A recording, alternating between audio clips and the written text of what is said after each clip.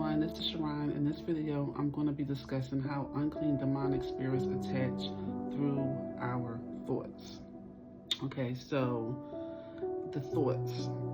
Now, the mind is how, and many of us know, right, how many unclean spirits develop strongholds, which are what? Prisons, right? Maintaining a staying place, relentless, not willing to move, right? A stronghold, how they develop strongholds in people's lives, right? So it always starts as a thought, okay? Unclean spirits, their method is to deceive you into accepting the thought as your own. Right? So these are what you would call intrusive thoughts, right? These are not your thoughts. These are incoming thoughts, right?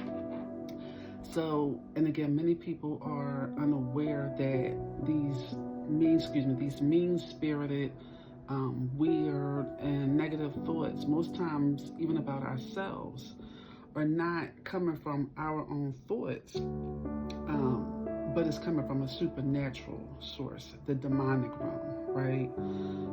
Such as, you're worthless, you're not good enough, you're unattractive, you're too short, you're too tall, life will never get better. These are thoughts that constantly comes through our mind, right? You're too weak, it won't work, you can't do it, you're just like your mom, dad, fill in the blank, right? You don't deserve to be happy. You'll never be loved. You don't deserve forgiveness. I'm just throwing a lot of these out of here because this is what comes right through the thoughts, through the mind. And here's one: God is not real. Those are not your thoughts. Those are intrusive, demonic thoughts, right? Coming through.